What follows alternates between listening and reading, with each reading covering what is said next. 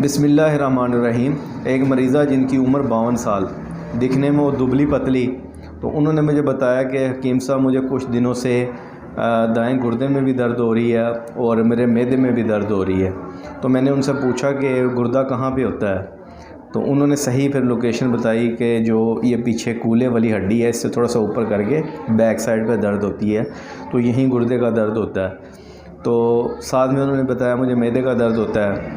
تو میں نے جب اس مریضہ کی نبض چیک کی تو نبض کے اندر تصلب تھا، سختی تھی، نبض زیگل تھی۔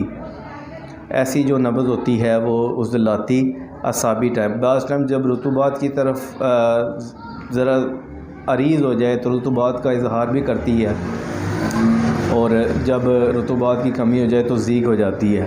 تو عضلاتی اعصابی تشخیص کر کے جو میں نے ان کو دعا تجویز کی وہ غدی اعصابی ملین جو ہے وہ 1 ماشا، عضلاتی سوزش 4 رتی اور الگ سے تریاق گردہ 1 ماشا صبح و شام میں نے یہ ان کو 3 دن کے لیے تجویز کیا۔ تو 3 دن کے بعد وہ مریضہ میرے مطلب پہ دوبارہ آئی ہیں، تو انہوں نے کہا الحمدللہ 70% جو ہے گردے کا درد بھی ٹھیک ہو گیا اور معدے کے اندر جو درد تھا اس کے اندر بھی بہتری ہے۔ لیکن جو چیز انہوں نے مجھے اضافی ایک چیز بتائی ہے کہ مجھے جو ہے وہ شوگر تھی اور آپ کی میڈیسن کھانے سے میری شوگر بھی اب نارمل ہو گئی ہے۔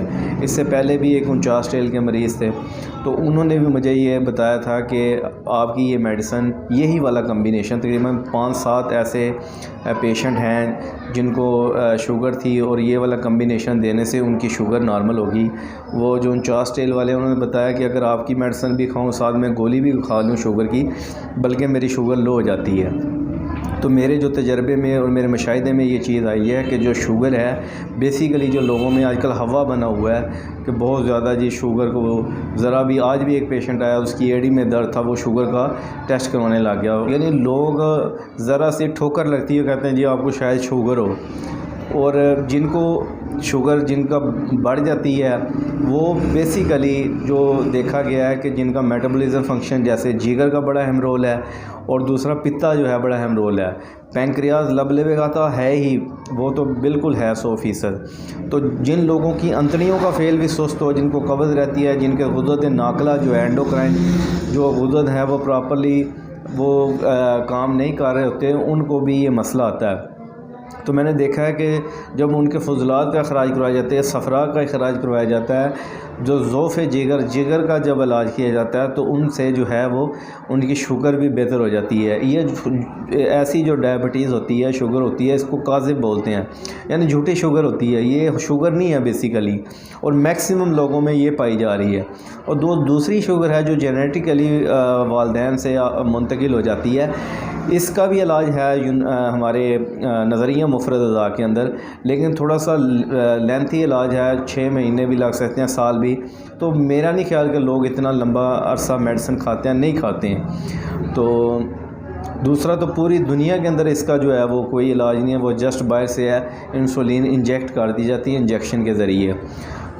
بعض میرے جو فالوور ہیں یہ سوچتے ہوں گے کہ حکیم صاحب عضلاتی اعصابی بعض لوگوں کی تشخیص کر کے 4 نمبر میں دیتے ہیں اور کبھی غدی اعصابی میڈیسن دیتے ہیں، تو یہاں پہ بیسیکلی علامات کو مد نظر رکھا جاتا ہے۔ جس طرف علامات زیادہ شو ہو رہی ہوں کہ ان کو یہ میڈیسن اخراج کروانا مقصد زیادہ ہو، تو 5 نمبر میں بہترین اخراج ہوتا ہے، چاہے وہ غیر طبعی بلغم کا ہے، چاہے وہ غیر طبعی سودا کا ہے، چاہے وہ غیر طبعی صفرا کا ہے، اور یہیں پہ ہی سال خون، سال رطوبت پیدا ہوتی ہے، اور الحمدللہ 100% نتائج ملتے ہیں۔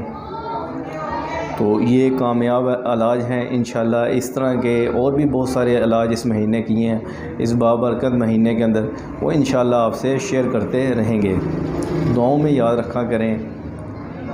اجازت دیجیے، اللہ حافظ۔